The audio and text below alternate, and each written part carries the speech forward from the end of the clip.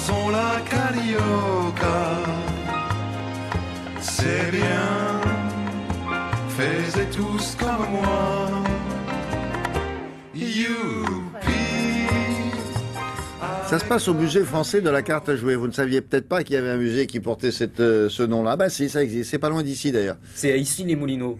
Et bien C'est entendu à côté de Paris, hein, pour ceux qui habitent à Jakarta et qui regardent cette émission très loin, c'est tout près de Paris. C'est tout près de Paris. Mais effectivement, le nombre de joueurs de cartes qu'il y a en France et qui ne savent même pas qu'il y a un musée avec des trésors. Pourquoi des trésors? Parce que là, vous avez tous les types de cartes à jouer qui ont été réunis. Alors ça, c'est à l'étage du bas, c'est ce qu'on appelle le fonds permanent. Mais à l'étage du haut, ils ont décidé de mettre à l'honneur une collection particulière assez bizarre. Pourquoi assez bizarre? Parce qu'ils sont allés un petit peu en dehors de leur traditionnel cercle de jeux de cartes. C'est-à-dire que certes, vous allez découvrir dans ces jeux et merveilles des jeux de cartes un peu particuliers, des jeux de cartes Apache sur du cuir, mais vous allez des cartes Apache. C'est-à-dire Apache, des Apaches.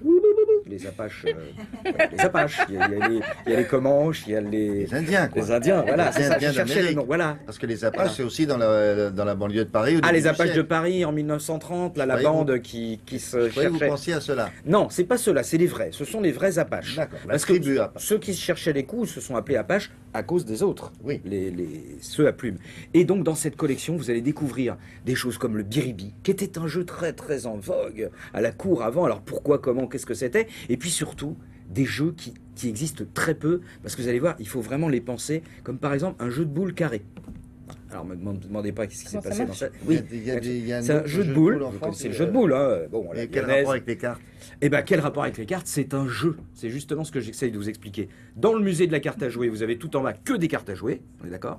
Mais en haut, il y a une exposition temporaire, j'aime bien quand vous me regardez comme ça, il y a une exposition temporaire dans laquelle ils ont adjoint des jeux qui ne sont pas forcément des jeux de cartes, mais qui sont quand même des jeux très très rigolos. C'est bien, merci. Voilà. C'est clair pour vous? On y va.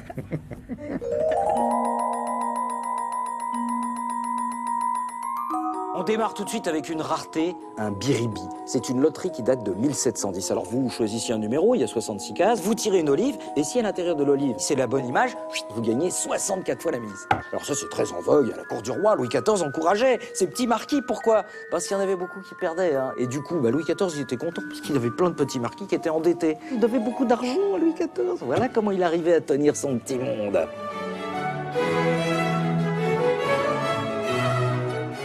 Vous pensez que le poker a été inventé par les cow-boys? Bah oui. Sauf qu'ici, vous allez trouver un jeu de cartes Apache. Les cartes Apache dessinées sur du cuir qui datent du 19e siècle. Et les Apaches, ils étaient où? Dans le Nevada. Et le Nevada, c'est quoi? C'est Las Vegas. Et Las Vegas, c'est devenu quoi? La capitale mondiale du poker. Et ben voilà. Vous croyez que ça venait des cow-boys? Et ben pas du tout. Ça venait des Indiens, des Apaches. D'ailleurs, on disait, dis donc, t'as mieux qu'un carré de... Non, j'Apache.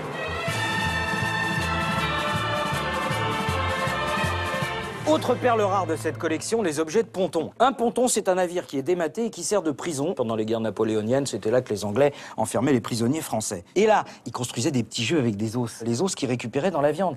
Alors vous avez des dominos, vous avez des dominos, vous avez des... Bon, ils faisaient beaucoup de dominos. Et des cartes à jouer qui sont faites avec des omoplates. Des omoplates, pardon. Voilà. Et ça, bon, faut y aller quand même. Hein. Sculpter une carte à jouer sur une omoplate...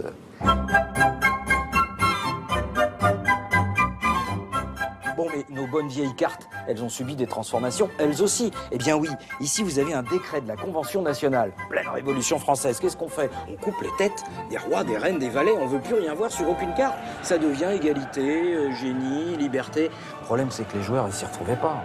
Dis donc, citoyen Robespierre, j'ai un branlant de génie. Ah, bah, lui répondait le citoyen Danton. Moi, j'ai un branlant d'égalité. Ah, lequel a gagné? Ah, bah, on savait plus, hein. Bon, alors, dans le doute, vous me mettez Danton à la guillotine, hein, comme ça.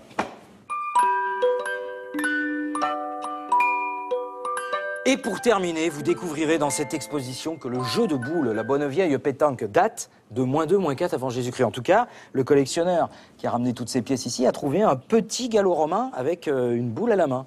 Et le dernier né des jeux de boules, bah, c'est simple, il vient de Haut-de-Cagne. Ce sont des boules carrées. Attention, avec intérêt pentu, évidemment. Pourquoi? Ben, pourquoi fada, cougourde? Parce que sinon, évidemment, comme elles sont carrées, elles ne descendent pas, les boules. C'est carré, ça roule pas. Et il y a un championnat du monde qui a lieu depuis 1980. Alors attention, inscrivez-vous. Inscrivez-vous. regardez, la boule carrée. C'est le savon de Marseille, c'est le savon. Ouais. Non. Enfin, c'est quand même particulier, on va dire, hein, comme sport. Et vous me parliez d'un sport avec une énorme boule ovale qui se jette dans un fort. Ouais, et il y a 3 villages en France. La boule de fort. La boule je de crois que fort. ça s'appelle. Et voilà. Et ça se joue dans une seule région. Ouais. Ah, donc, à ne pas manquer au musée de la carte à jouer à Issy-les-Moulineaux. Allez-y, c'est vraiment prodigieux. Madame,